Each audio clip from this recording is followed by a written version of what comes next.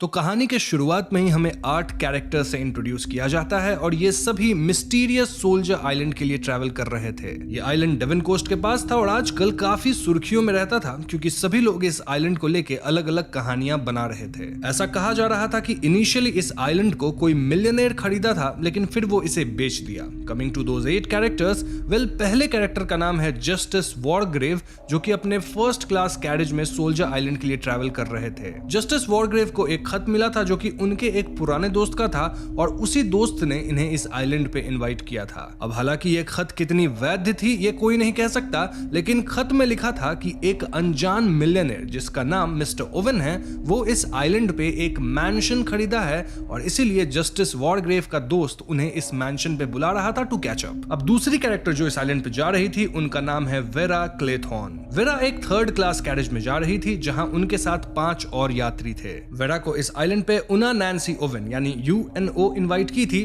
ताकि vera as secretary काम कर सके। वेरा काफी लकी फील कर रही थी कि उन्हें ऐसी जॉब पोजीशन मिली है क्योंकि पास्ट में वेरा के साथ वर्क पे एक अजीब घटना हुई थी और उस घटना के बाद वेरा को इतनी अच्छी जॉब ऑफर मिलना मुश्किल था। वैसे मैं यहाँ क्लियर कर दूं कि जो भी घटना हुई थी उसमें वेरा दोषी नहीं पाई गई थी। अब वेरा के सामने ही अपना तीसरा कैरेक्टर बैठा है जिसका नाम है कैप्टन फिलिप लॉम्बार्ड और उसे भी इस आइलैंड पे बुलाया गया है। कैप्टन लॉम्बार्ड के बॉस उससे बोले थे कि आइलैंड वाले मैंशन के ओनर्स को किसी तरह का काम करवाना है जिसके लिए उन्हें कैप्टन लॉम्बार्ड की मदद चाहिए। कैप्टन लॉम्बार्ड वाज होपिंग कि उन्हें कोई इलीगल काम नहीं दिया जाए। वैसे वो हमेशा क्राइम वगैरह करके बच निकलने में माहिर थे और उन्हें लॉ एंड ऑर्डर तोड़ने में कोई प्रॉब्लम नहीं थी। लॉम्बार्ड काफी रूथलेस थे और उनकी पहली प्रायोरिटी वो खुद थे यानी सेल्फ प्रिजर्वेशन। अब अगली कैरेक्टर है मिस एमिली ब्रेंट जो कि इसी थर्ड क्लास कैरेज में थी और एमिली एक 65 इयर्स की कंजर्वेटिव वुमन थी। एमिली एक कैथोलिक बूढ़ी औरत थी और वो अपनी बिलीफ्स को लेके काफी ट्रेडिशनल थी।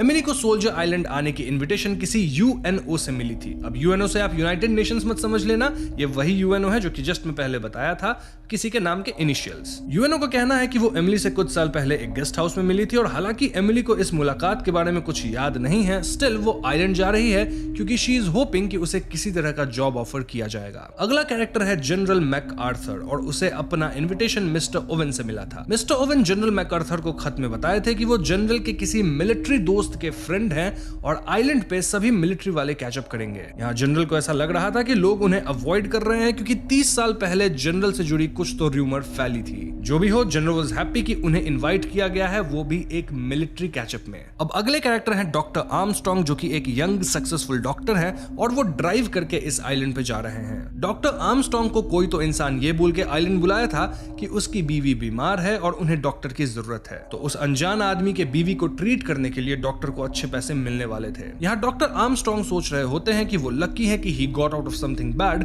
जो कि 15 साल पहले हुआ था। नाउ एंथनी मास्टन नामक यंग इंसान भी ड्राइव करके इस आइलैंड पे जा रहा है और उसे ओवेंस ने इनवाइट करा है। ऑल्दो एंथनी को पता ही नहीं कि ये ओवेंस है कौन। एंथनी तो बस यहाँ मस्ती करने जा रहा था इस होप में कि आइलैंड पे दारू होगा और लड़कियां भी होंगी। एंथनी ऐसी ही जिंदगी जीता था जहां वो सिर्फ पार्टीज वगैरह करता रहता था। नाउ हमारा फाइनल कैरेक्टर है विलियम बलोर जो कि एक कैरेज में ट्रैवल कर रहा है टू द आइलैंड और वो एक प्राइवेट डिटेक्टिव है। बलोर को यहाँ ये बोल के बुलाया गया है कि उसे सभी लोगों पे नजर रखना है और इसके लिए उसे ठीक ठाक पैसे मिलेंगे। तो सभी लोकेशन पे पहुंचते हैं जहां से फ्रेड नामक सेलर बारी बारी से सबको बोट से आइलैंड पहुंचाता है। बातचीत से पता चलता है कि फ्रेड भी इस आइलैंड के owner mister and Mrs oven से नहीं मिला है और ये आइलैंड मेन लैंड से काफी दूर है, यानी food supplies and other things के लिए किसी को रोज बोट से आइलैंड तक आना होगा। तो जब सभी आइलैंड पहुंच जाते हैं तो इनकी मुलाकात वहां मिस्टर एंड मिसेस रॉजर्स से होती है जो कि यहाँ पे एज हाउसकीपर अपॉइंट किए गए थे बाय ओनर ओवेंस। हम जान पाते हैं कि मिस्टर एंड मिसेस रॉजर्स भी आज तक ओवेंस से नहीं मिले हैं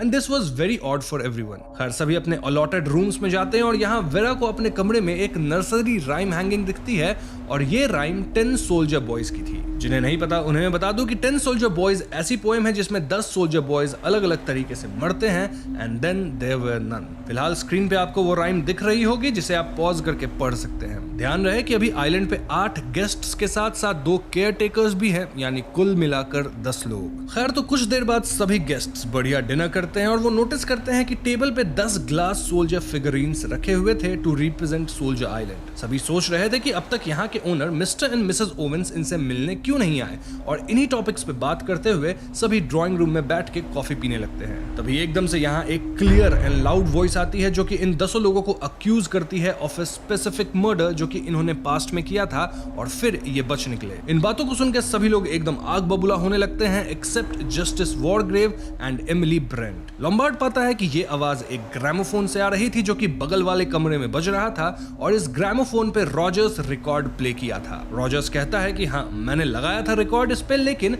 मुझे बिल्कुल आइडिया नहीं था कि रिकॉर्ड के अंदर ऐसी बातें थी। उसे तो ऐसा करने के लिए इंस्ट्रक्शन मिस्टर ओवन से मिला था और इसीलिए वो ऐसा किया। इस पॉइंट पे सभी थोड़ा डरने लगे थे और ऐसे में जस्टिस वॉरग्रेव चार्ज लेते हैं और वो रॉजर्स से इनफैक्ट सभी से पूछते हैं कि उन्हें यहाँ के owner mister and Mrs Owens के बारे में क्या पता है। सबका कहना था कि उन्हें ओवेंस के बारे में कुछ भी नहीं पता और कोई भी आज तक ओवेंस से मिला तक नहीं है। अब इस पॉइंट पे आप वंडर कर रहे होंगे कि इन सभी लोगों ने पास्ट में किस तरह के कत्ल किए हैं। वेल, जैसे जैसे कहानी आगे बढ़ेगी आपको सभी का पास्ट पता चल जाएगा। खैर, जस्टिस वॉरग्रेव सभी लोगों को अपना इनविटेशन लेटर दिखाने कहते हैं और सून वो रियलाइज करते हैं कि इनिशियल्स यूएनओ यानी यूएन ओवेन कहीं ना कहीं अननोन वर्ड बनता है, व्हिच मींस कि इन सब को किसी पागल आदमी ने यहाँ इनवाइट किया है जो कि अब शायद इन्हें मार भी दे सकता है। But the surprising part was कि उस पागल आदमी को इन सब के पास्ट के बारे में काफी कुछ मालूम था। ऐसे में सभी सफाई देना शुरू करते हैं कि कैसे जो बात उनके बारे में रिकॉर्ड पे कही गई है वो गलत है। बूढ़े जस्टिस वॉरग्रेव पे ये इल्जाम लगाया गया था कि उनकी वजह से एडवर्ड सेटन नामक आदमी मारा गया। जस्टिस वॉरग्रेव कहते हैं कि वो एक जज है और एक ट्रायल के दौरान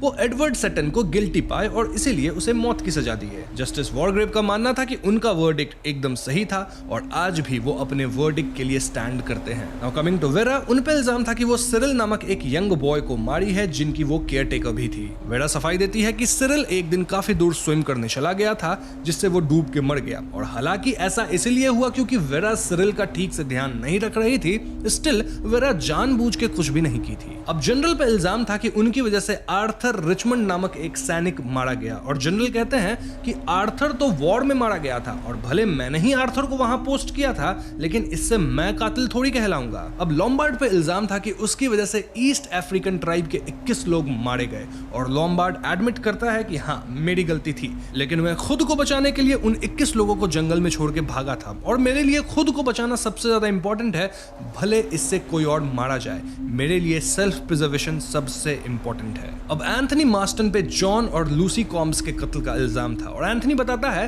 कि एक बार उसकी कार से 2 बच्चे मारे गए थे, लेकिन इसके बदले एंथनी को पनिशमेंट भी मिली है। क्या? वेल, उसका 1 साल तक के लिए लाइसेंस सस्पेंड कर दिया गया था। एंथनी को देखकर क्लियरली विजिबल था कि उसे इन 2 बेकसूर लोगों की मौत का कोई गम नहीं था। वैसे 1 साल के लिए लाइसेंस जाना 300 वर्ड्स के ऐसे से तो ज्यादा ही कड़ी सजा है। Moving on, mister and Mrs Rogers पे इल्जाम था कि उनकी वजह से उनकी बीमार एम्प्लॉयर मिस ब्रांडी मारी गई। इस पे मिस्टर रॉजर्स सफाई देते हैं कि मेरी मालकिन बहुत बीमार थी, मैं तो उनके लिए डॉक्टर भी लाने गया था, लेकिन तब तक वो जिंदा ही नहीं बची। अब थोड़े सवाल जवाब से हम रीडर्स जान पाते हैं कि मिस ब्रांडी यानी मिस्टर एंड मिसेस रॉजर्स की जो एम्प्लॉयर थी, उनके मरने के बाद उनका पैसा और संपत्ति मिसेस रॉजर्स इनहेरिट करी थी। मतलब दाल में कुछ तो काला जरूर था। अब बलोर पे जेम्स लैंडर की कत्ल का इल्जाम था, और बलोर कहता है कि लैंडर एक बैंक रॉबरी केस में फंसा था और बलोर बस उसके खिलाफ गवाही दिया। इस गवाही के कारण लैंडर को जेल हुई और लैंडर जेल में मारा गया, तो इसमें बलोर की क्या गलती? वो अलग बात है कि इस गवाही की वजह से बलोर को प्रमोशन जरूर मिल गया था, ऑल्दो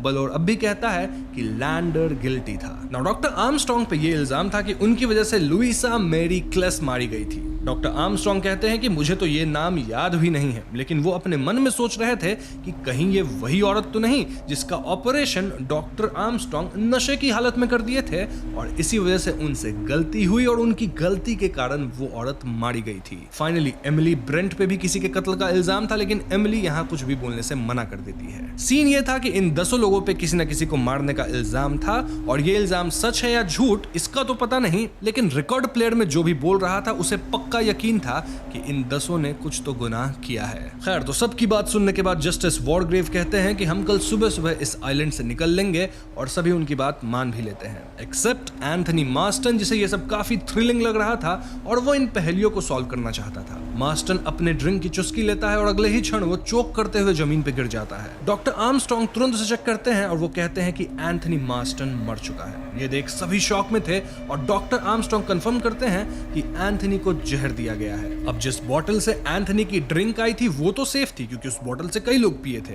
रादर एंथनी के गिलास में ही कोई जहर डाल दिया था। यहाँ कुछ लोग कहने लगते हैं कि मे बी एंथनी खुद को जहर देके मारा होगा, लेकिन इस बात का सेंस नहीं बन रहा था क्योंकि Anthony was young and full of life. अब इस पॉइंट पे मैं आप व्यूअर्स का उस 10 सोल्जर्स वाले पोएम की तरफ ध्यान खींचना चाहूंगा जिसका पहला लाइन था 10 little soldier boys went out to dine, one choked his little self and then there were 9। अब अगर आप गौर करें तो पोएम में जैसा लिखा था ठीक उसी तरह से एंथनी चोक करके मारा गया था। खैर इस पॉइंट पे यहाँ मौजूद कोई भी कुछ नहीं कर सकता था और सभी डिसाइड करते हैं कि वो अपने अपने कमरे में जाके सो जाएंगे और कल सुबह जब कोई मेनलैंड से आएगा तो सभी उसके साथ यहाँ से निकल लेंगे। अब अपने अपने कमरों में सभी लोग अपनी ख्यालों में खोए हुए थे। लाइक जस्टिस वार्डग्रेव सोच रहे थे कि मैंने सेटन के लिए सही ही फैसला दिया था, वो मुजरिम था और भले बाकी जूरर्स मानते थे कि वो इनोसेंट है, मुझे पता है कि वो इनोसेंट नहीं था। वहीं जनरल सोच रहे थे कि आर्थर तो वाकई मेरी वजह से ही मरा था। मैंने जानबूझकर आर्थर की ऐसी पोस्टिंग करी थी जहां वो जंग में मारा जाए। क्यों? क्योंकि आर्थर का मेरी बीवी के साथ अफेयर चल रहा था और ऐसे में मैं आर्थर को कैसे छोड़ देता। जनरल को हमेशा ये बात खाती रहती थी और अब जनरल मान रहे थे कि उन्हें उनके किए की सजा मिलने वाली है। And strangely general was looking forward to it. वहीं वेरा सोच रही होती है कि वो सिरिल की केयरटेकर थी और उन्हें सिरिल के अंकल ह्यूगो से प्यार था, लेकिन ह्यूगो और वेरा शादी नहीं कर सकते थे क्योंकि ह्यूगो के पास पैसे नहीं थे। वैसे अगर सिरिल लड़का नहीं बल्कि लड़की होती तो सारी संपत्ति ह्यूगो इनहेरिट करता। खैर नीचे मिस्टर रॉजर्स नोटिस करते हैं कि 10 ग्लास सोल्जर फिगरीन्स में से एक फिगरीन मिसिंग थी और उनकी वाइफ यानी मिसेस रॉजर्स उठ ही नहीं रही थी। मिस्टर रॉजर्स फौरन डॉक्टर आर्मस्ट्रांग को बुला लाते हैं और डॉक्टर आर्मस्ट्रांग मिसेस रॉजर्स को चेक करते हैं। कुछ ही सेकंड्स चेक करके डॉक्टर आर्मस्ट्रांग बताते हैं कि मिसेस रॉजर्स मर चुकी है। जी हाँ दोस्तों, एक और कत्ल हो चुका था और डॉक्टर आर्मस्ट्रांग पूछते हैं कि क्या मिसेस रॉजर्स सोने से पहले कुछ उल्टा सीधा खाई थी। इस पे मिस्टर रॉजर्स कहते हैं कि वो कुछ इधर उधर नहीं खाई थी एक्सेप्ट वो दवाई जो डॉक्टर आर्मस्ट्रांग ही उनको दिए थे। बेसिकली हुआ ये था कि कुछ घंटों पहले जब रिकॉर्ड प्ले हुआ था तब मिसेस रॉजर्स अपने ऊपर इल्जाम सुन के बेहोश हो गई थी और ऐसे में डॉक्टर आर्मस्ट्रांग कुछ मेडिसिन शॉट्स वगैरह देके मिसेस रॉजर्स की मदद किए थे। लेकिन अब तो मिसेस रॉजर्स मर चुकी हैं। अब तक सुबह भी हो चुकी थी और ब्रेकफास्ट टेबल पे डॉक्टर आर्मस्ट्रांग सभी को बताते हैं कि मिसेस रॉजर्स अब नहीं रही। डॉक्टर आर्मस्ट्रांग ये भी कहते हैं कि बिना ऑटोप्सी यानी पोस्टमार्टम के वो पता नहीं लगा सकते कि मिसेस रॉजर्स कैसे मरी हैं और इस आइलैंड पे तो ऑटोप्सी करने के लिए टूल्स है भी नहीं। ऑल्दो देख के यही लग रहा है कि वो किसी तरह के मेडिसिन स्पेशली स्लीपिंग पिल्स के ओवरडोज से मरी हैं। यहाँ एमिली का कहना था कि मिसेस रॉजर्स शायद गिल्ट में मर गई क्योंकि शायद मिसेस रॉजर्स वाकई में गुनहगार थी और वो अपने पुराने एम्प्लॉयर को मारी होगी। बेसिकली एमिली के हिसाब से मिसेस रॉजर्स को भगवान सजा दिए हैं। वहीं बलोर का मानना था कि मिसेस रॉजर्स को मिस्टर रॉजर मारा है क्योंकि जब से रिकॉर्ड पे इनके क्राइम के बारे में बताया गया था तब से मिसेस रॉजर्स बहुत डर गई थी। ऐसे में मिस्टर रॉजर को लगा होगा कि कहीं मेरी बीवी सारा सच ना उगल दे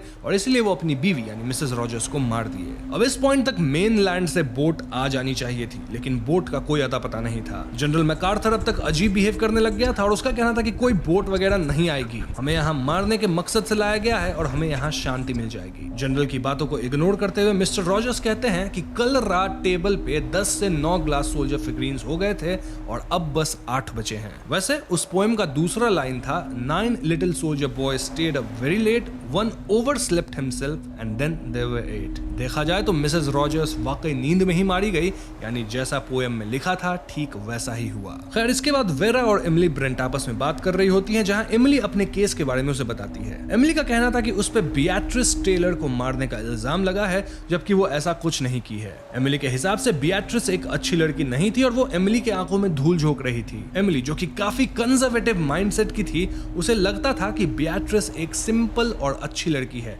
लेकिन बियाट्रिस तो लूज मोरल्स वाली लड़की निकली। इनफैक्ट बियाट्रिस प्रेग्नेंट हो गई थी और ऐसे में एमिली उसे घर से बाहर निकाल दी। अब क्योंकि बियाट्रिस ऑलरेडी अशेम्ड थी और उसके पास जाने के लिए कोई और जगह नहीं थी, वो नदी में खुद को डुबा ली। एमिली का कहना था कि ऐसे में मैं कातिल कैसे हुई, बियाट्रिस के कुकर्मों ने ही उसे मरने पे मजबूर किया और मुझे इस बात का कोई गम भी नहीं है। अब एमिली की इन बातों को सुनकर वेरा समझ चुकी थी कि ये औरत कुछ ज्यादा ही बेकार ख्यालात की है और वेरा अब एमिली को एक भयानक औरत के रूप में देख रही थी। अब इस पॉइंट तक बचे हुए 8 लोग डिस्कवर कर लिए थे कि दोनों कत्लें उस राइम या पोएम के हिसाब से हुई है, विच मीन्स कि ये सब एक एक करके मरेंगे। इनफैक्ट ये लोग इस आइलैंड पे ट्रैप हो चुके हैं और जो भी ये ओवेंस है वो इन्हें मारना चाहता है। ऐसे में लोम्बार्ड और डॉक्टर आर्मस्ट्रांग पूरे आइलैंड को सर्च करने की ठान लेते हैं क्योंकि शायद ये ओवेन इसी आइलैंड पे कहीं छुपा होगा। इस सर्च में वो जनरल को शामिल नहीं करते क्योंकि जनरल मेंटली स्टेबल नहीं दिख रहा था, और वो जस्टिस वॉरग्रेव को भी शामिल नहीं करते क्योंकि वो काफी बूढ़े थे और इनएक्टिव थे। अब सर्च से पहले बलोड पूछता है कि क्या यहाँ किसी के पास रिवॉल्वर है,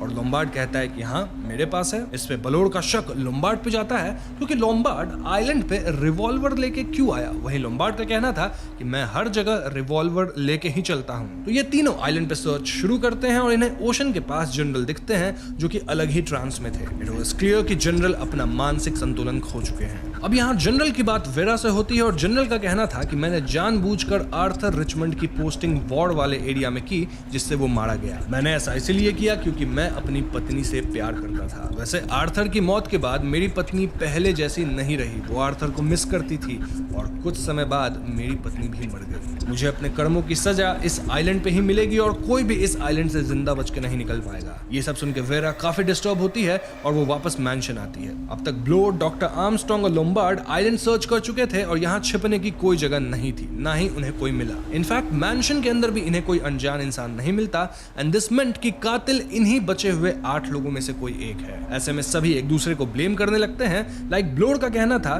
कि लोम्बार्ड कातिल है क्योंकि वो आइलैंड पे गन लेके आया है। वहीं कुछ लोगों का कहना था कि डॉक्टर आर्मस्ट्रांग दवा की गलत डोसेज दिए जिससे मिसेस रॉजर्स मारी गई, वगैरह वगैरह। तो इसी ब्लेम गेम के साथ लंच का टाइम होता है और सभी डाइनिंग रूम में आते हैं। जनरल अब तक मैंशन पे नहीं आए थे और जब जनरल को बुलाने डॉक्टर आर्मस्ट्रांग जाते हैं तो वो पाते हैं कि जनरल सी शोर के पास ही मर चुके थे। ब्लोड और आर्मस्ट्रांग फौरन उनके मृत शरीर को मैंशन पे लाते हैं और अब डाइनिंग रूम टेबल पे सिर्फ 7 ग्लास सोल्जर फिगरीन्स थे। Doctor Armstrong cause of death पता लगाते हैं। उनका कहना था कि कोई जनरल के सर पे पीछे से हमला करके उन्हें मारा है। इस पॉइंट पे जस्टिस वॉरग्रेव फिर से लीड लेते हैं और वो क्लियरली कहते हैं कि कातिल हम 7 में से ही कोई इंसान है। ऐसे में सभी खुद को डिफेंड करने लगते हैं, जैसे कि औरतें कहने लगती हैं कि लेडीज तो कत्ले करती ही नहीं हैं। वहीं एक ये भी पॉइंट उठता है कि professionals like doctors and justice भी कत्ल नहीं कर सकते। सभी अपना अपना एलाबाई देने लगते हैं, लेकिन इस पॉइंट तक किसी पे भी भरोसा नहीं किया जा सकता था, यानी सभी सस्पेक्ट्स थे। वेरा और लोम्बार्ड आपस में डिस्कस करने लगते हैं कि कातिल कौन हो सकता है। लोम्बार्ड का कहना था कि जस्टिस वॉरग्रेव कातिल हो सकते हैं क्योंकि अपनी पूरी जिंदगी वो जज रहे हैं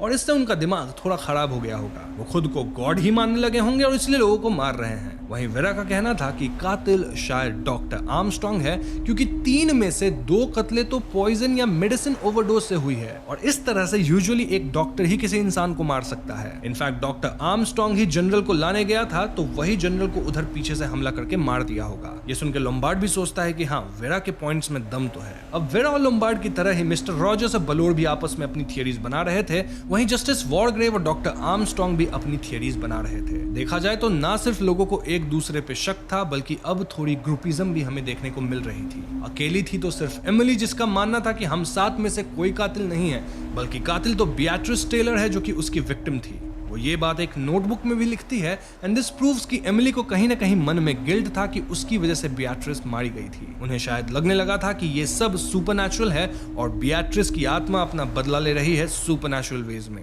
खैर, शाम में सभी चाय पीने लिविंग रूम में आते हैं जब मिस्टर रॉजर्स बताते हैं कि एक बाथरूम का रेड कर्टन गायब हो गया है। ये सुन के सभी थोड़ा गंभीर हो जाते हैं और चाय पीने के बाद सभी अपने कमरे में जाके रूम को अंदर से लॉक कर लेते हैं। मिस्टर रॉजर्स यहाँ उन ग्लास सोल्जर फिगरीन्स को भी लॉक कर देता है ताकि जो भी कातिल है वो इनके साथ छेड़छाड़ ना कर सके। अगली सुबह लोम्बार्ड थोड़ी देर से उठता है और वो रियलाइज करता है कि आज उसे ब्रेकफास्ट के लिए मिस्टर रॉजर्स बुलाने नहीं आए। इसका एक ही मतलब हो सकता था कि कातिल मिस्टर रॉजर्स को मार दिया है और ऐसे में लोम्बार्ड फौरन सबको उठा के डाइनिंग रूम में लाता है। यहाँ ऑलरेडी ब्रेकफास्ट लगा हुआ था और वो सोल्जर फिगरीन्स अब टेबल पे थे जहाँ अब सिर्फ 6 सोल्जर्स थे। इसके कुछ ही देर बाद इन्हें मिस्टर रॉजर्स का मृत शरीर मैंशन के पास मिलता है जहाँ मिस्टर रॉजर्स खाना बनाने के लिए लकड़ी काटने गए थे। मिस्टर रॉजर्स को कुल्हाड़ी से मार के उनकी जान ली गई थी और अगर हम पोएम को रेफर करें तो वहां अगली लाइन कुछ ऐसी थी: 7 little soldier boys chopping up sticks, one chopped himself in halves and then there were 6। देखा जाए तो मिस्टर रॉजर्स कुल्हाड़ी से लकड़ी काटते वक्त ही मारे गए थे, ठीक वैसे ही जैसा राइम में मेंशन था। अब यहाँ मैं पिछले कत्ल की राइम आपको नहीं बताया हूँ, लेकिन स्क्रीन में पूरा राइम आपको दिख रहा होगा, आप खुद से पढ़ सकते हैं पॉज करके।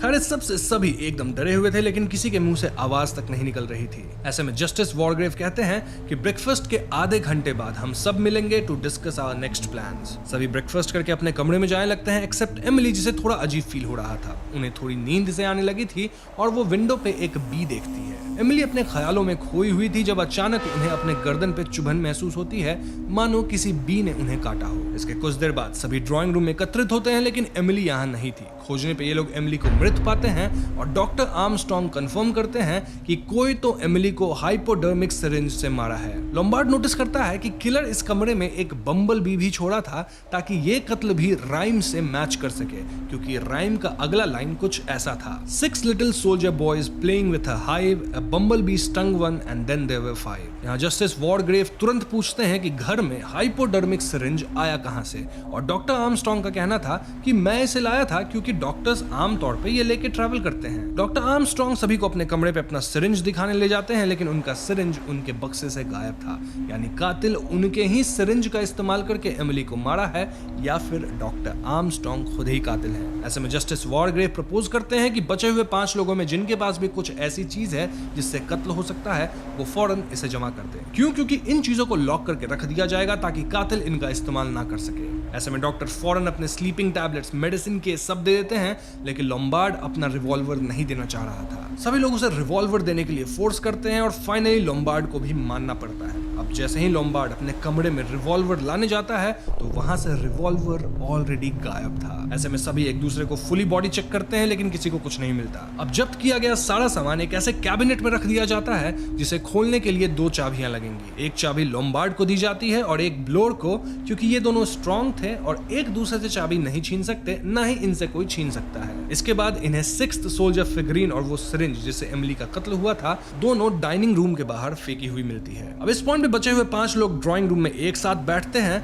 और एक दूसरे को देख रहे थे। प्लान ये था कि एक बार में इस जगह से सिर्फ एक ही आदमी जा सकता है फॉर एनी वर्क, और इससे कत्लें नहीं होंगी। अब इनिशियली तो ये प्लान वर्क करता है, लेकिन जल्द ही वेरा डिसाइड करती है कि वो अब और यहाँ नहीं बैठ सकती, इसलिए वो अपने कमरे में नहाने जाती है। जब वेरा अपने कमरे में जाती है तो वो समुद्र को स्मेल कर पाती है और उसे फिर से अपना पास्ट याद आता है। वो सोचती है कि अगर सिरिल इस दुनिया में नहीं होता तो उसकी प्रॉपर्टी ह्यूगो को मिलती और फिर वेरा ह्यूगो से शादी कर पाती। तभी अचानक वेरा को लगता है कि कोई तो कमरे के अंदर है, इनफैक्ट कोई उसके गले को टच करता है। वेरा चिल्लाती है और उसकी आवाज सुन के बाकी लोग यहाँ भाग के आते हैं। वो पाते हैं कि वेरा के कमरे के छत से एक भीगी हुई सीवीड लटक रही थी जो कि वेरा को टच करी थी, और डर से वेरा को ऐसा लगा मानो कोई इंसान उसे टच किया हो। इस पॉइंट पे लोम्बार्ड रियलाइज करता है कि वो 3 लोग ही भाग के ऊपर आए थे, जस्टिस वॉरग्रेव तो नीचे ही रह गए। ये लोग फौरन नीचे जाते हैं और वहां वो पाते हैं कि जस्टिस वॉरग्रेव मिसिंग रेड कर्टन पहने हुए हैं और उनके सर पे जज वाली विग है। डॉक्टर आर्मस्ट्रॉन्ग चेक करते हैं और वो पाते हैं कि कोई तो जस्टिस वॉरग्रेव के सर में गोली मार दिया है, जिससे उनकी मौत हो गई है।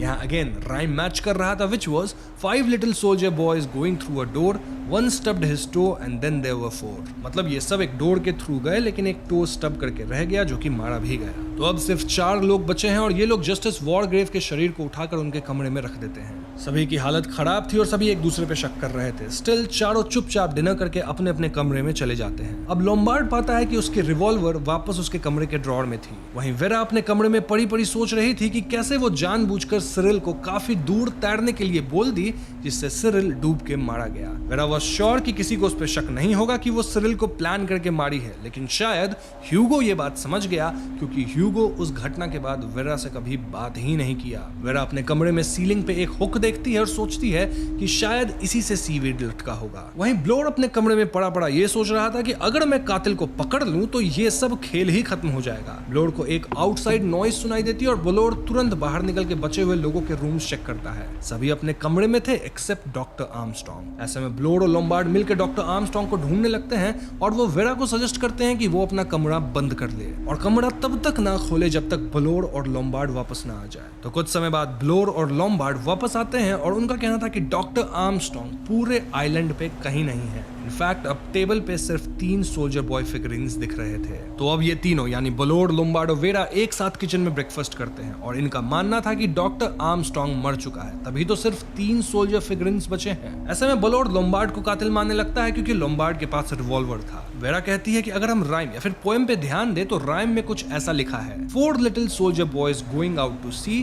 a red herring swallowed one and then there were 3। Vera का मानना था कि डॉक्टर आर्मस्ट्रॉन्ग ही रेड हेरिंग है और वो मरा नहीं है बल्कि इसी आइलैंड पे कहीं छुपा हुआ है। अब जिन्हें नहीं पता उन्हें मैं बता दूं कि रेड हेरिंग का मतलब होता है एक मिसलीडिंग क्लू, यानी कुछ ऐसा जिससे लोगों को असली मुद्दे से भटकाया जा सके। तो मे बी डॉक्टर आर्मस्ट्रांग इन सबको भटका रहे थे और वही कातिल हैं। ऐसे में ये लोग फिर से आइलैंड खोजते हैं, लेकिन डॉक्टर आर्मस्ट्रांग का कोई अता पता नहीं था। तीनों डिसाइड करते हैं कि वो लोग अब बाहर ही रहेंगे एक दूसरे के सामने, ताकि आगे कुछ अनहोनी ना हो। खैर कुछ समय बीतता है और लंच टाइम आ जाता है, जब बलोड कहता है कि वो लंच करने अकेले मैंशन में जाएगा। वो वेरा और लोम्बार्ड को बाहर ही छोड़ के अंदर जाता है। बलोड के जाते लोम्बार्ड वेरा से कहता है कि हो ना हो बलोड ही कातिल है। वेरा कहती है कि मुझे तो लगता है कि कोई सुपरनैचुरल एंटिटी ऐसा कर रही है। इनकी बातचीत के दौरान वेरा काइंड ऑफ कन्फेस करती है कि सिरिल को वो जानबूझकर दूर तक स्विम करने भेज दी, जिससे सिरिल डूब के मारा गया था। तभी अचानक इन्हें कुछ क्रैश करने की आवाज सुनाई देती है और ये दोनों आवाज की तरफ बढ़ते हैं। दोनों पाते हैं कि टेरेस पे बलोड मृत पड़ा था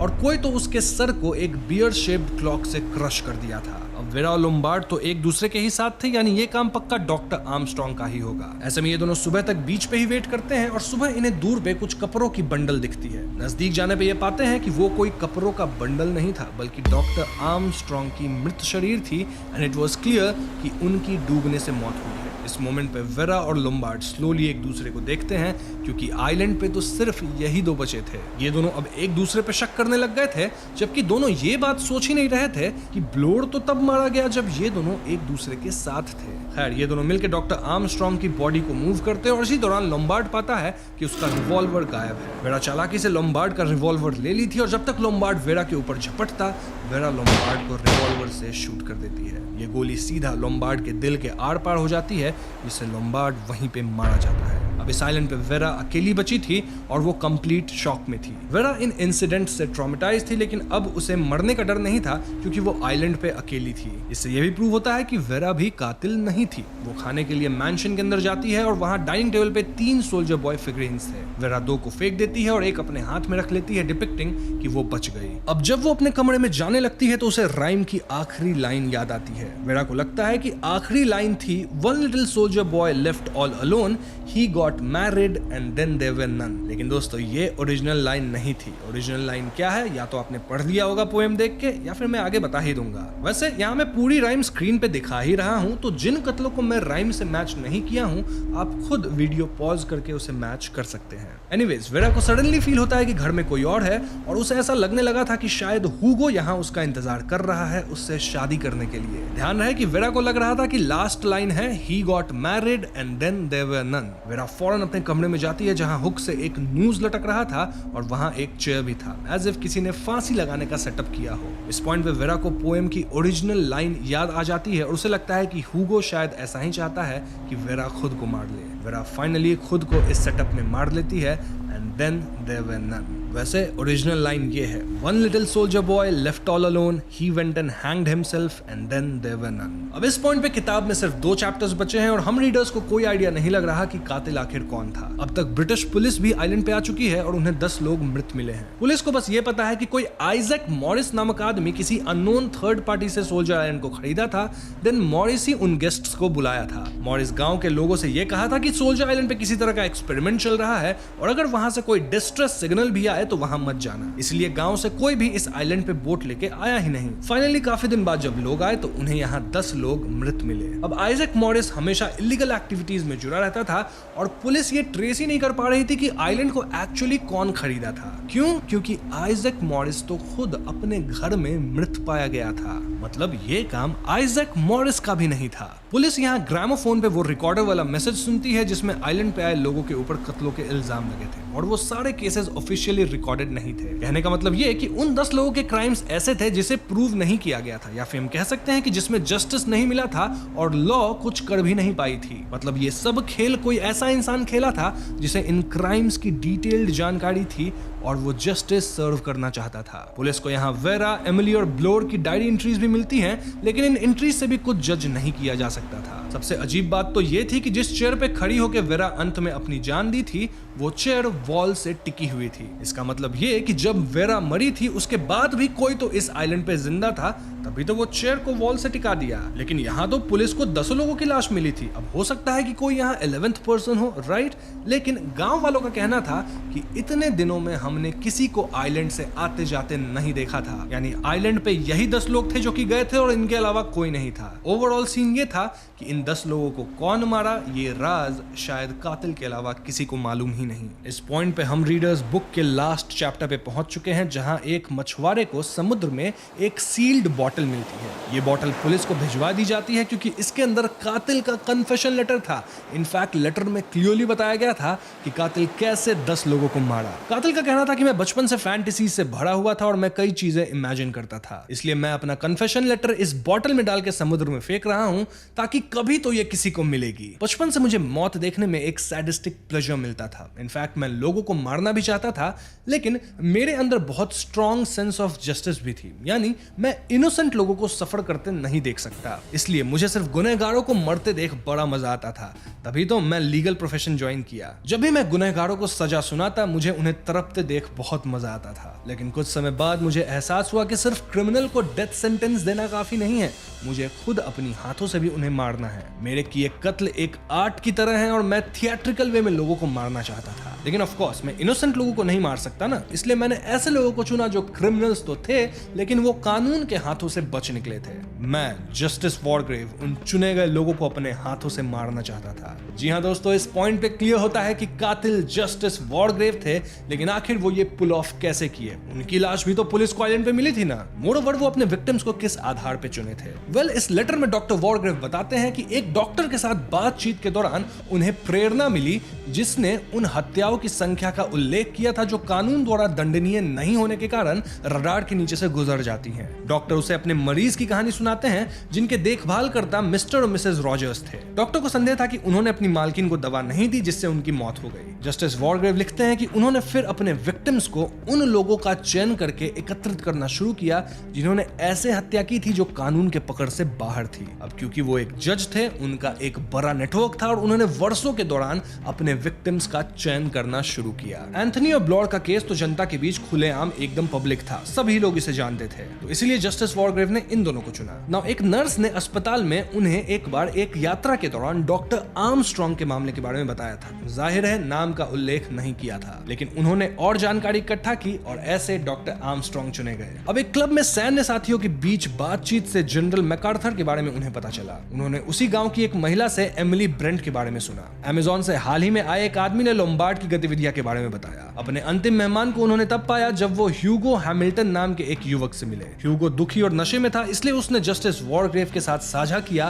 कि वह एक ऐसी महिला से प्रेम करता था जो बाद में एक हत्यारी निकली। जस्टिस वॉरग्रेव लिखते हैं कि वो फौरन वेरा नामक महिला को ढूंढ निकाले। उनका अंतिम शिकार एक मॉरिस नामक व्यक्ति था जो कि एक ड्रग डीलर था और उसने उनके एक दोस्त की बेटी को ऐसा ड्रग्स बेचा जिसे खा लेने के बाद वो खुद को मार ली। मॉरिस ने सोल्जर आइलैंड के लिए व्यवस्था की थी, जिसके बाद जस्टिस वॉरग्रेव ने उसे उसकी इंडाइजेशन के लिए दवाई दी, लेकिन वास्तव में वो दवा नहीं बल्कि जहर था। तो इस प्रकार जस्टिस वॉरग्रेव ने 9 लोगों को मारा, साथ ही एक मॉरिस नामक आदमी को भी मारा, तो कुल मिलाकर 10 हत्याएं कर दी उन्होंने। जस्टिस वॉरग्रेव बताते हैं कि उन्होंने अपनी हत्याओं का क्रम कैसे तय किया। यह इस पर आधारित था कि ये क्रिमिनल्स अपने द्वारा किए गए अपराध के लिए कितने जिम्मेदार और निर्दयी थे। एंथनी की हत्या एक सड़क दुर्घटना थी और वह लापरवाह था। वॉरग्रेव एंथनी के खाली गिलास में साइनाइड तब डाल दिए जब सभी ग्रामोफोन की आवाज से विचलित हो गए थे। अगली हत्या मिसेस रॉजर्स की थी, जिन्होंने अपने पति के दबाव के कारण अपराध किया था, इसलिए वो उसके ग्लास में बहुत ज्यादा नींद की गोलियां मिला दिए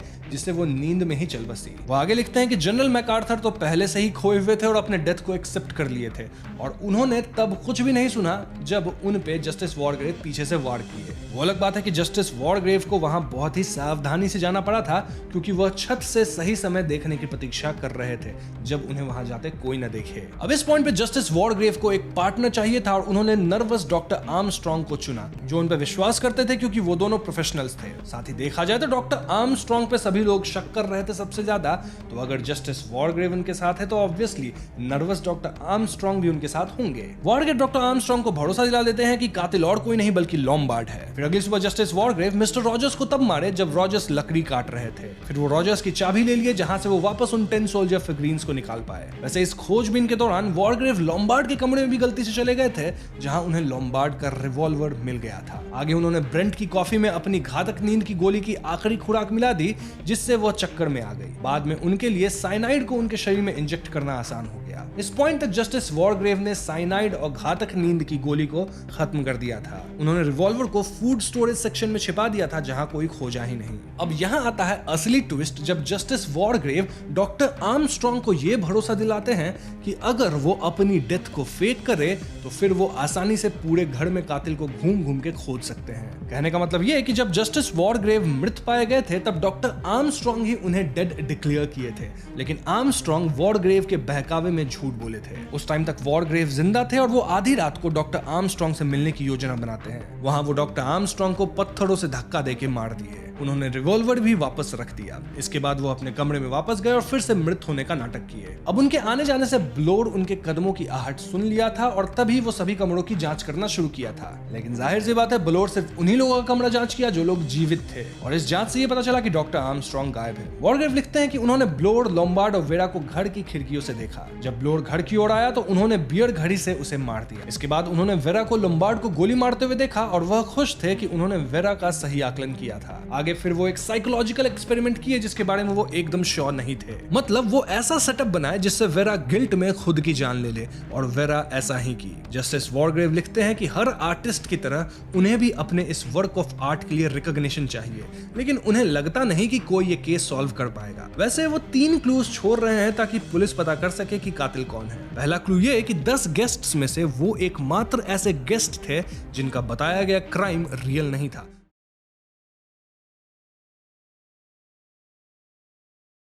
आज से तकरीबन 30 साल पहले अजय नाम का एक बंदा मैसूर में अपनी पढ़ाई कंप्लीट कर रहा था। उन दिनों मोबाइल या इंटरनेट नहीं हुआ करता था और ऐसे में छात्रों को जो प्रोजेक्ट्स दिए जाते थे वो उन्हें खुद से रियल वर्ल्ड में रिसर्च करके कंप्लीट करना पड़ता था। अब अजय वैसे तो एक होनहार छात्र था, लेकिन इस बार फॉर सम रीजन वो अपने प्रोजेक्ट पे एकदम ध्यान नहीं दे पाया था। अब ऐसा शायद इसलिए क्योंकि अजय को स्पेसिफिक जियोग्राफिक लोकेशन पे एक रिपोर्ट तैयार करनी थी और इन जनरल वो भूगोल में उतना अच्छा नहीं था। तो अब जबकि सबमिशन में सिर्फ 2 हफ्ते बचे थे, अजय डिसाइड करता है कि वो आसपास के जंगल में जाकर वहां के बारे में कुछ बातें अपने रिपोर्ट में लिख देगा। बस फिर क्या था, अजय अपने दोस्त प्रकाश के साथ उत्तर कन्नड़ा के घने जंगलों की ओर जाता है जहां यूजुअली लोगों का जाना मना था। इन जंगलों में बाघ, शेर या ऐसे ही खतरनाक जंगली जानवरों का दिख जाना काफी कॉमन था और अजय यहाँ प्रकाश के साथ इसलिए आया था क्योंकि प्रकाश इस क्षेत्र का रहने वाला था। इनफैक्ट प्रकाश ने अजय को इसके बारे में पूरा बताया था एंड देन इन दोनों ने वहां जाने का डिसाइड किया।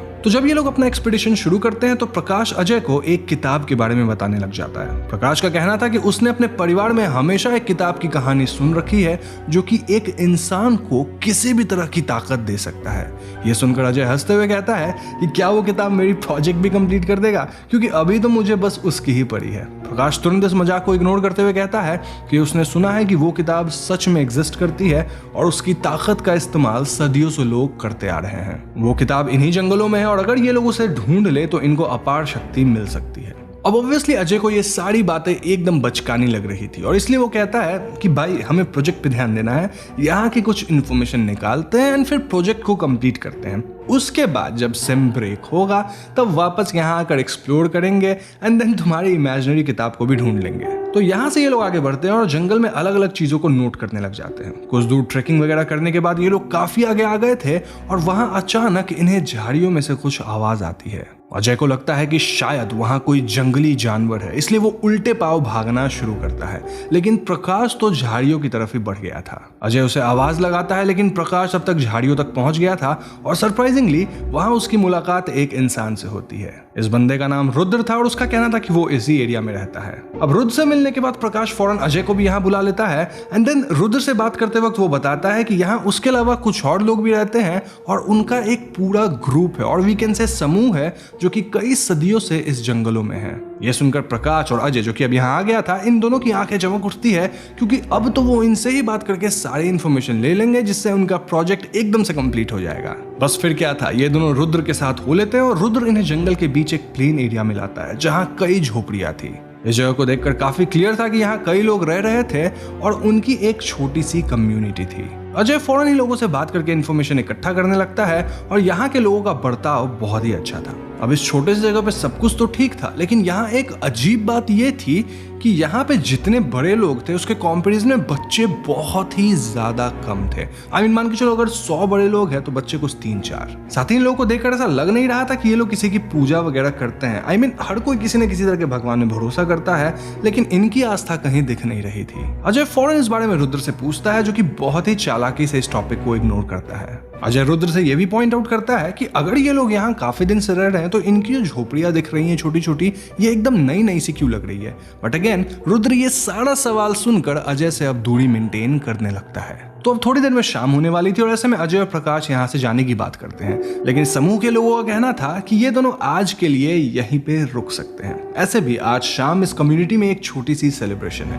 अब अजय तो यहाँ से जाना चाहता था, लेकिन प्रकाश का यहाँ काफी मन लग गया था और वो अजय को भी रोक लेता है। तो शाम होते ही वहाँ के लोग मसाल वगैरह जला देते हैं और धीरे धीरे वो उस छोटे से एरिया को सजा चुके थे। वो लोग एक लकड़ी का छोटा सा स्ट्रक्चर तैयार करते हैं एज इफ वो उसकी ही पूजा करने वाले थे। इसके बाद एक वृद्ध महिला, जो कि बहुत बूढ़ी भी नहीं थी बट स्टिल बूढ़ी थी, वो अपने हाथ में एक बहुत ही पुरानी किताब लेकर आती है और वो इस किताब को उस लकड़ी वाले स्ट्रक्चर के ऊपर रख देती है। फिर एकदम से सभी लोग इस किताब की पूजा करने लग जाते हैं और ये सब अजय के लिए बहुत अजीब था। लेकिन यहाँ हैरानी वाली बात ये थी कि प्रकाश इस पूरे सीन को काफी एंजॉय कर रहा था, मानो उसे इस सब के बारे में पता हो। ऐसे में अजय प्रकाश से पूछता है कि भाई क्या चल रहा है यहाँ और तुम इतने खुश क्यों हो। प्रकाश एकदम से सकपकाते हुए कहता है, कुछ नहीं, बस इन्हें देखकर अच्छा लग रहा है। और वो किताब, कहीं ये वही किताब तो नहीं जिसकी मैं आज सुबह चर्चा कर रहा था तुमसे। ये सुनकर अजय बोलता है कि फालतू बात मत कर, ऐसी शक्ति देने वाली कोई किताब नहीं होती, और एक बार ये प्रक्रिया खत्म हो जाए फिर हम रुद्र से इसके बारे में पूछ लेंगे। अब बातों बातों में अजय प्रकाश से भी कहता है कि क्या तुमने ध्यान दिया प्रकाश, यहाँ छोटे बच्चे बहुत कम है, लाइक 4-5 ही, जबकि यहाँ बड़े लोग काफी हैं। एंड देन बहुत बूढ़े लोग भी नहीं है। सबसे बूढ़ी तो यही लेडी है, वो भी बहुत ज्यादा बूढ़ी नहीं है। इसमें प्रकाश कहता है कि अजय तुम फालतू का दिमाग लगा रहे हो, चिल करो, एंजॉय करो।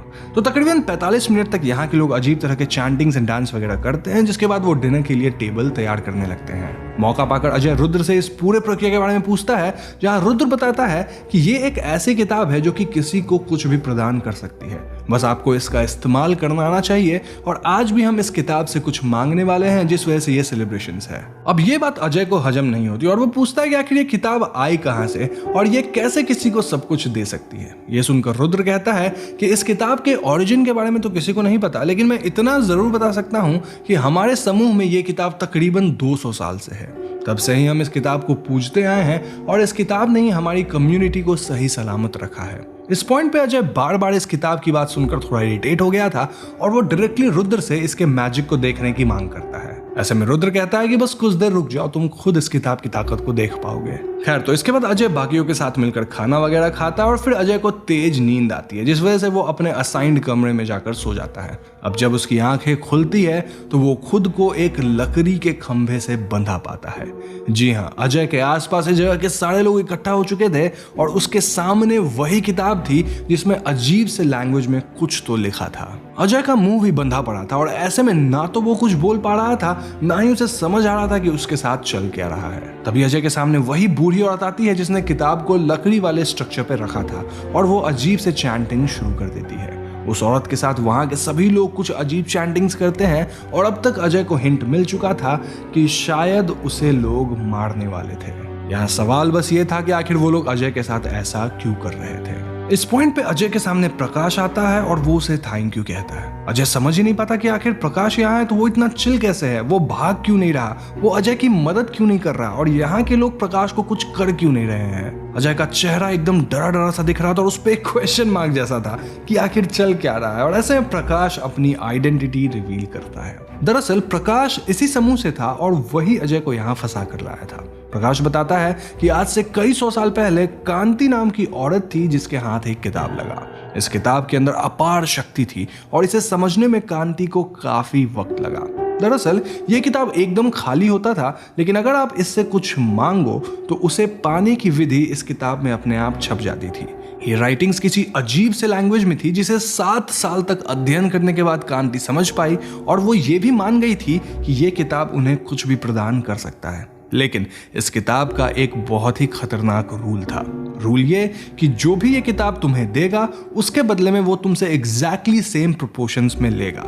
यानी कि अगर तुम्हें अपार धन दौलत चाहिए तो तुम्हें कुछ तो सैक्रिफाइस करना होगा। यूजुअली ये सैक्रिफाइस लोगों की हेल्थ या उनकी लाइफ होती थी और कांति ने यहाँ एक डार्क मेथड का इजाद किया। इस मेथड के हिसाब से कांति इस किताब से जो चाहे वो मांगती थी, बदले में वो अपनी नहीं बल्कि दूसरे लोगों की बलि देती थी। जी हाँ, यानी कि अगर कांति को पैसे चाहिए तो वो इस किताब को बलि स्वरूप कोई बहुत अमीर इंसान दे सकती है और देखते देखते उस इंसान का सारा धन दौलत कांति का अपने आप हो जाएगा। सदियों तक कांति अकेले ऐसा करते आई, लेकिन समय के साथ कांति समझ पाई कि पैसा ये सब बस क्षण भर की खुशी है। असली ताकत है अपना एक समूह बनाने में और उसके जरिए दुनिया को कंट्रोल करने में। तब से कांति अपना समूह बनाने में लग गई और पिछले 200 साल से वो ये कर रही है। यहाँ दिक्कत बस ये आई कि समूह के लोग बूढ़े होने लग जाते थे और इसीलिए ये लोग किसी जवान इंसान की बलि दे देते थे ताकि उनकी उम्र इन्हें लग जाए, यानी कि जो मरेगा उसकी उम्र बलि देने वाले को मिल जाएगी। शॉर्ट में कहा जाए तो बूढ़ा इंसान जवान हो जाएगा। यही वजह थी कि इस समूह में बहुत ही कम बच्चे थे, क्योंकि ये लोग अपने बच्चों को पाल पोस कर बड़ा करने के बजाय उनकी उम्र छीन लेते थे। जी हाँ, ये लोग अपने बच्चों को भी मार देते थे। यहाँ सिर्फ उन्हीं बच्चों को छोड़ा जाता था जो कि या तो फिजिकली या फिर मेंटली एक्स्ट्रा ऑर्डिनरी हो और उन्हें पढ़ने भेज दिया जाता था ताकि आगे चलकर वो इस समूह को सर्व कर सके। पिछले 50 साल में इस समूह के लोग अलग अलग जगह पढ़ाई करें और वो देश भर में फैलने लगे। वो लोग इन्फ्लुएंशियल पोजीशंस को हथियाने लगे और इसके लिए वो इस किताब का बखूबी इस्तेमाल कर रहे थे। प्रकाश भी समूह से ही पढ़ने मैसूर गया था और पढ़ाई के अलावा उसे एक टास्क दिया गया था। ये टास्क था कि उसे अपने किसी दोस्त को फंसाकर जंगल में लाना होगा ताकि उसकी बलि देकर इस समूह की वो बूढ़ी औरत जवान हो जाए। ये बूढ़ी औरत और कोई नहीं बल्कि कांति ही थी, जो कि इस समूह की लीडर थी। कांति कई सालों से जवान बार बार हो रही थी और एक बार फिर वो थोड़ी बुरी हुई और वो जवान होना चाहती थी। प्रकाश रिवील करता है कि वो पिछले 2 महीनों से अजय को मैनिपुलेट कर रहा था ताकि वो इसी तरह का कुछ प्रोजेक्ट डिसाइड कर ले जिसके लिए उसे जंगल में आना पड़े। अब ये जंगल इस समूह का कोई निवास स्थान नहीं था। ये लोग तो अपने अपने इन्फ्लुएंशियल जगह पे यानी कि अलग अलग शहर में रहते हैं, लेकिन जब भी कोई प्रक्रिया होती है जिसमें वो शैतानी किताब होता है तब सभी लोग एक बार मिलते हैं और एकजुट होकर उस प्रक्रिया को अंजाम देते हैं। आज अजय की मौत के बाद कांति फिर से जवान हो जाएगी और अगले 50 साल में तो ये लोग पूरी दुनिया में फैलकर उसे कंट्रोल करने लग जाएंगे। इनके पास कई 100 साल का एक्सपीरियंस होगा, नॉलेज होगा, पावर होगा एंड इनके पास वो शैतानी किताब है जो कि इन्हें कुछ भी ग्रांट कर सकता है। उस किताब को बस बलि चाहिए। शॉर्ट में कहा जाए तो अगले 50 से 100 साल में ये लोग पूरे दुनिया पे राज करने वाले थे और यहीं से शुरुआत होने वाली थी इनके मास्टर प्लान की। तो ये सब सुनकर अजय एकदम दंग हो चुका था और अब तक वो इतना समझ गया था कि उसका बचना नामुमकिन है। इसीलिए जब समूह के लोग चैंटिंग्स वगैरह में बिजी हो जाते हैं तो वो किसी तरह मूव करके पास में रखे मशाल को उस लकड़ी पे गिरा देता है जिस पर किताब रखी हुई थी। अजय के ऐसा करते वो लकड़ी में एकदम से आग लग जाती है और इससे पहले कोई कुछ समझ पाता ये आग उस शैतानी किताब में भी लग चुकी थी। समूह के लोग फौरन किताब में लगे आग को बुझाने दौड़ते हैं, लेकिन अचानक से ये किताब वहां से ऐसे गायब होती है मानो वो कभी वहां थी ही नहीं। ये सब देखकर सभी एकदम गुस्से में आ जाते हैं और वो अजय को मार डालते हैं। ऑल्दो अजय के मौत से कांति वापस जवान नहीं हो पाती क्योंकि किताब तो गायब हो चुकी थी। समूह के सारे लोग चिल्लाते हुए रोने लग गए थे और ऐसे में वो बूढ़ी औरत कांति उन्हें शांत करते हुए कहती है कि ये किताब खत्म नहीं हुई है। जी हाँ, ये किताब खुद को बचाने के लिए कहीं तो गायब हो चुका है और अब इनके समूह का एकमात्र एम है और वो है इस दुनिया भर में इस किताब को ढूंढना, क्योंकि ये किताब जिसके भी हाथ लगेगी वो इसका इस्तेमाल करना जरूर सीख जाएगा। मोरोवर कांति अब बूढ़े होने लग गई थी तो उनकी जिंदगी ज्यादा बची नहीं थी, तो इससे पहले वो मारी जाए इन्हें किताब को ढूंढकर कांति को फिर से जवान कर देना होगा। अब दूसरी तरफ ये किताब अपने आप एक इंसान के झोपड़ी में प्रकट हो गई थी जिसका नाम प्रिंस था। प्रिंस थोड़ा बूढ़ा इंसान था जो कि अचानक से अपने सामने इस किताब को देखकर दंग था। अब प्रिंस अकेला था, ना तो कोई उसका परिवार था ना ही उसके कोई बच्चे थे और ऐसे में प्रिंस इस खाली किताब को घूरने लगता है। पता नहीं क्यों प्रिंस को ऐसा फील होने लग जाता है कि उसके सारे प्रॉब्लम्स का सलूशन इस किताब में है और यहीं पे ये कहानी खत्म होती है। तो दोस्तों ये थी आज की podcast. I am pretty sure कि आपको शैतानी किताब के बारे में काफी कुछ जानने को मिला होगा।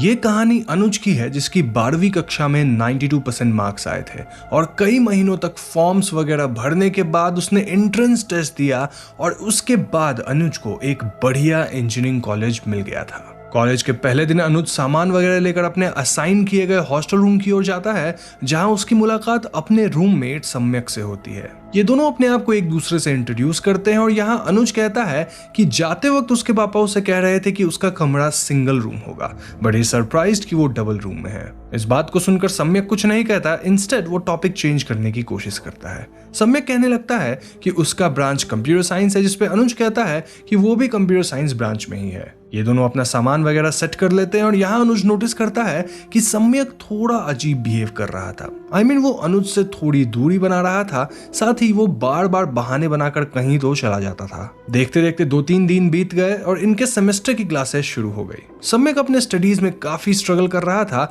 और अनुज उसकी मदद करने की कोशिश करता है, लेकिन फॉर सम रीजन सम्यक अनुज से ज्यादा बात नहीं करना चाह रहा था। सम्यक अक्सर कमरे में नहीं होता था और कभी कभी वो एकदम अचानक से आता और फिर कहीं तो चला जाता था। ऐसे ही एक रात सम्यक कमरे में आता है और वो अनुज से बातें करने लगता है। सम्यक पूछता है कि क्या अनुज को इस हॉस्टल में काफी प्रचलित कहानी द बॉय के बारे में पता है। अनुज नो कहता है, जिसके बाद सम्यक अनुज को ये कहानी सुनाना शुरू करता है। तो आज से करीब 10 साल पहले इस कॉलेज में एक लड़का आया था जो कि CS ब्रांच में ही था और उसे हॉस्टल का सिंगल रूम असाइन हुआ था। वो लड़का पढ़ाई में काफी अच्छा था, लेकिन कॉलेज आकर उसे चीजें ठीक से समझ नहीं आ रही थी। इसकी वजह शायद होम सिकनेस थी या फिर सीनियर्स द्वारा बुली होना, आई डोंट नो, लेकिन वो बच्चा पढ़ाई पे ध्यान नहीं दे पा रहा था। साथ ही वो काफी उदास रहने लग गया था। अपने पहले सेमेस्टर एग्जाम में वो कई सब्जेक्ट्स में फेल हो गया and to make it worse college के सीनियर्स उसे काफी परेशान करने लग गए थे। इन्हीं परेशानियों की वजह से वो लड़का नशा वगैरह करने लग गया था और एक रात नशे की हालत में वो पास के ही एक वाटरफॉल के करीब गया। यहाँ उसका पैर फिसल गया और उसकी वाटरफॉल में डूबकर मौत हो गई। तब से लोग मानते हैं कि उस लड़के की आत्मा आज भी हॉस्टल में घूमती है और आज भी वो एकदम अकेला अपने कमरे में रहता है। अब इस कहानी को सुनने के बाद अनुज को अजीब लगता है, क्योंकि कहीं ना कहीं ये कहानी सम्यक की लग रही थी। अनुज ने आज तक सम्यक को किसी के साथ नहीं देखा था। सम्यक हमेशा कमरे से गायब रहता था, वो स्टडीज में स्ट्रगल कर रहा था और अगर आपको याद हो तो अनुज को सिंगल रूम असाइन हुआ था। तो यहाँ 2 लोग कैसे हैं? ऐसे में अनुज सम्यक से पूछता है कि क्या तुम उस लड़के को जानते हो जिसके साथ ये सब हुआ था? तो सम्यक कहता है कि yes, I think I know him. ये जवाब सुनने के बाद अनुज कमरे में रखी काफी चीजों पे गौर करने लगता है और वो पाता है कि वहां रखी चीजें सिर्फ एक ही इंसान के लिए थी। एक ही प्लेट था, एक ही वाटर बॉटल, एक स्टडी टेबल और सिर्फ एक ही बेड। जी हाँ, अनुज सोचता है कि इस बेड पे तो वो सोता है, तो आखिर सम्यक कहाँ सोता है? इन्हीं बातों को सोचते हुए जब अनुज मुड़ता है तो सम्यक वापस अपने कमरे में नहीं था। ऐसे में अनुज ठान लेता है कि आज वो बाकी बच्चों से बात करके सम्यक के बारे में और पता लगाएगा और वो इस द बॉय कहानी के तह तक जाएगा। अनुज फौरन अपने पास वाले कमरे में जाता है जहां वो एक लड़के से बात करने की कोशिश करता है, लेकिन ये लड़का अनुज को इग्नोर करता है। इसके बाद अनुज कुछ और लोगों से कॉरिडोर में बात करने की कोशिश करता है, लेकिन हर कोई उसे इग्नोर कर रहा था। ऐसे में अनुज एक दूसरे कमरे में एंटर करता है जहां वो सम्यक को किसी एक लड़के के साथ बैठा देखता है। अनुज फौरन सम्यक से पूछने लगता है कि तुम हमेशा कहाँ गायब रहते हो? हमारे कमरे में सिर्फ एक बेड है, एक टेबल है और हर कुछ एक इंसान के लिए ही है, तो फिर तुम कहाँ रहते हो? क्या तुम ही द बॉय हो? इन सवालों को सुनकर सम्यक कुछ रिप्लाई तो नहीं देता, लेकिन वो एक टक अनुज की तरफ देखे जा रहा था। ऐसे में सम्यक के साथ बैठा लड़का उससे पूछता है कि ओए सैम, वहाँ क्या देख रहे हो? भूत देख लिया क्या तुमने? क्योंकि वहाँ मुझे तो कुछ नहीं दिख रहा। ये सुनकर सम्यक सिर्फ एक बात कहता है, द बॉय। अब इन सारी इंसिडेंट को देखकर अनुज कुछ समझ ही नहीं पा रहा था और वो भागकर अपने कमरे में जाता है। यहाँ वो देखता है कि कमरे में जो भी सामान था वो सारा का सारा सम्यक का था। सम्यक हमेशा अपने कमरे में ना रहकर अपने दोस्त के कमरे में ही रहता था, क्योंकि यहाँ अनुज था। अनुज को पूरे हॉस्टल में ना तो कोई देख पा रहा था ना ही सुन पा रहा था, सिवाय सम्यक के। इनफैक्ट नोटिस बोर्ड देखने पे अनुज को एहसास होता है कि ये कमरा यानी कि रूम नंबर 27 सच में सिंगल रूम ही है जो कि सम्यक को असाइन हुआ है। तो आखिर अनुज का कमरा कौन सा था? अनुज का नाम फर्स्ट ईयर के स्टूडेंट्स में भी नहीं था और ऐसे में अनुज कॉरिडोर में इधर उधर भागना शुरू करता है। भागते भागते वो वाटर कूलर के पास पहुंचता है जहां उसे वार्डन का ऑफिस दिखता है और इस ऑफिस में अनुज की एक तस्वीर लगी हुई थी। इस तस्वीर में अनुज का जन्मदिन लिखा था और साथ ही आगे एक और डेट थी जो कि आज से तकरीबन 10 साल पहले की थी। इस पॉइंट पर अनुज को एहसास हो गया था कि द बॉय और कोई नहीं बल्कि वो है और उसने सम्यक को हॉन्ट किया है। ये सब समझ आते ही अनुज एकदम से गायब हो जाता है और इस घटना के ठीक 1 साल बाद हम फिर से अनुज को देखते हैं जो कि कॉलेज में एडमिशन लेकर आता है और उसे अपने सिंगल रूम में सार्थक नाम का रूममेट मिलता है।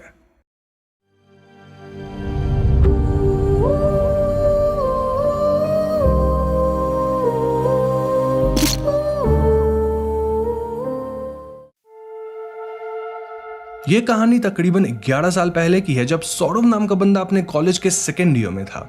सौरभ अपने कॉलेज बास्केटबॉल टीम का कैप्टन था और वो वाकई में एक बहुत ही उम्दा बास्केटबॉल प्लेयर था। अपने पूरे सेकेंड ईयर के दौरान सौरभ बास्केटबॉल पे काफी फोकस करता है, जिसकी वजह से वो कई इंटर कॉलेज टूर्नामेंट्स भी जीत जाता है। लेकिन इस सब में उसकी पढ़ाई काफी सफर करती है। वो जैसे तैसे पास हो रहा था, इनफैक्ट वो कई सब्जेक्ट्स में फेल भी कर गया और इस वजह से सौरभ के पेरेंट्स उससे बहुत खफा थे। तो जब सौरभ थर्ड ईयर में आता है तो उसके पेरेंट्स डीन से बात करके सौरभ का बास्केटबॉल छुड़वा देते हैं, जिससे सौरभ एकदम टूट सा गया था। वो क्लास वगैरह अटेंड करना छोड़ देता है और वो हमेशा उदास ही रहने लग गया था। अब हॉस्टल में दिन भर पड़े रहने पर डीन उसे पकड़ सकता था, तो ऐसे में सौरभ कॉलेज के पीछे वाले एरिया में जाकर दिन भर बैठता था। इस एरिया में जनरली कोई नहीं आता था क्योंकि ये थोड़ा सा इंटीरियर में था एंड हिडन था। साथ ही ये जगह एक इलीगल शमशान था।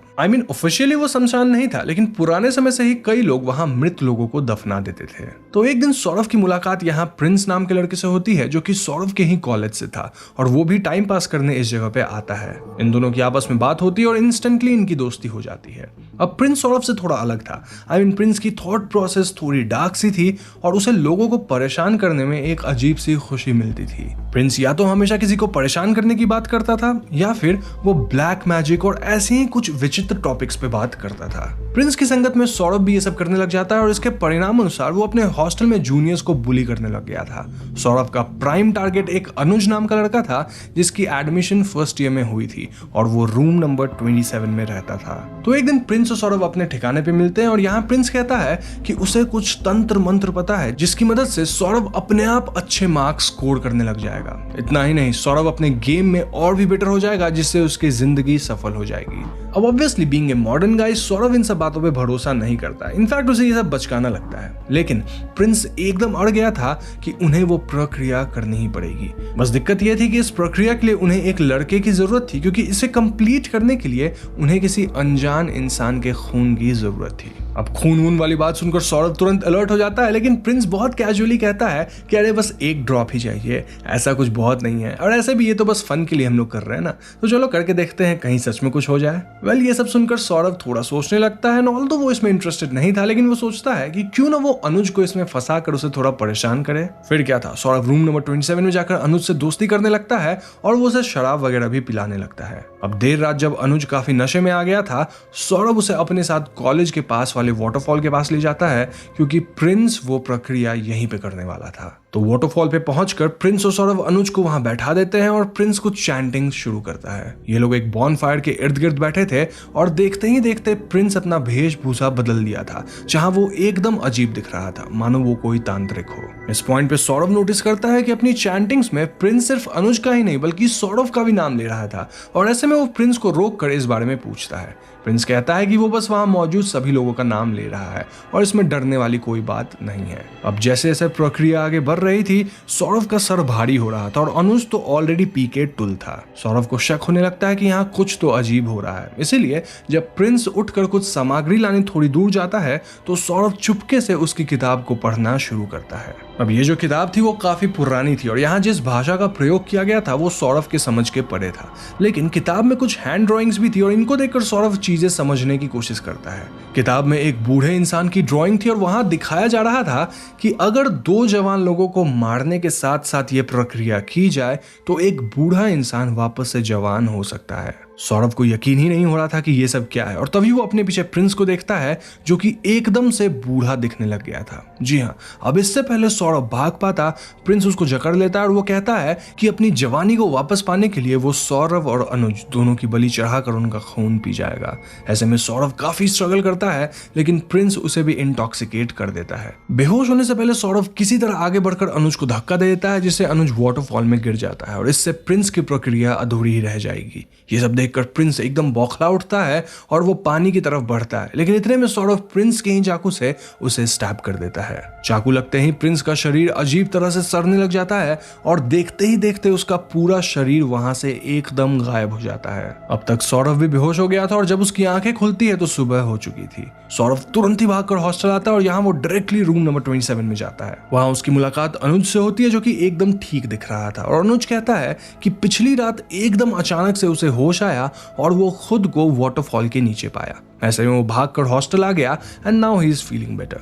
सौरभ यहाँ अनुज को कुछ बताता तो नहीं है, लेकिन वो उससे पिछली रात के लिए माफी मांगता है। साथ ही वो प्रण लेता है कि आज से वो किसी को परेशान नहीं करेगा। तो इसके बाद जब सौरभ अपने कमरे की ओर जाने लगता है तो उसे अपने हॉस्टल मेट से पता चलता है कि कल से ही अनुज नाम का लड़का मिसिंग है। ऐसे में सौरभ पूछता है कि वो अनुज क्या रूम नंबर 27 में जो रहता है? उसे तो मैं अभी तुरंत मिल के आया हूँ। ये सुनकर सौरभ के साथ कुछ लोग रूम नंबर 27 जाते हैं जहां अनुज वाकई में था। लेकिन यहाँ हैरानी की बात यह थी कि सौरभ अकेला बंदा था जो कह रहा था कि अनुज वहां बैठा है, बाकियों को अनुज दिख ही नहीं रहा था। ऐसे में एक बंदा सौरभ से यह गंदा मजाक ना करने को कहता है बिकॉज दिस इज सीरियस, और सौरभ समझ ही नहीं पा रहा था कि यहाँ क्या हो रहा है। थोड़ा इधर उधर सोचने के बाद सौरभ सजेस्ट करता है कि क्यों ना हम वाटरफॉल के पास जाकर अनुज को ढूंढें। ये सुनकर कुछ बच्चे इस सजेशन को कॉलेज रेस्क्यू टीम तक पहुंचाते हैं और रेस्क्यू टीम वाटरफॉल के पास अनुज को ढूंढने जाती है। वहां रेस्क्यू टीम को अनुज का मृत शरीर मिलता है। जी हाँ, वो कहते हैं कि अनुज की शायद डूबकर मौत हो गई है और ऐसे में पूरा कॉलेज शॉक्ड स्टेट में चला जाता है। सौरभ पूरी तरह से टूट चुका था क्योंकि उसे सच्चाई पता थी। अनुज की मौत में कहीं ना कहीं उसकी गलती थी, लेकिन वो ये बात किसी से भी शेयर नहीं करता। वो अब कॉलेज में भी नहीं रह सकता था क्योंकि फॉर सम रीजन वो अनुज की आत्मा को देख पा रहा था और अनुज की आत्मा को ये तक नहीं पता था कि वो मर चुका है। इन सारे सिचुएशंस को देखते हुए सौरभ डिसाइड करता है कि वो कॉलेज छोड़ देगा और इसीलिए वो फौरन अपने पेरेंट्स और प्रोफेसर से बात करके इसी कॉलेज के एक दूसरे ब्रांच में शिफ्ट हो जाता है जो कि वहां से काफी दूर था। सौरभ अपने अंदर इस बड़े से राज को छुपा लेता है और अब वो अपनी जिंदगी को नए सिरे से और सही तरीके से जीने की सोचता है। आज भी 10 साल बाद सौरभ के मन में वो घटनाएं एकदम ताजी है, लेकिन वो आज तक ये नहीं जान पाया कि आखिर वो प्रिंस था कौन, उसका असली नाम क्या था, वो कितने सालों से एग्जिस्ट कर रहा था, उसकी सच्चाई क्या थी और क्या वो इंसान था भी या फिर कोई शैतान।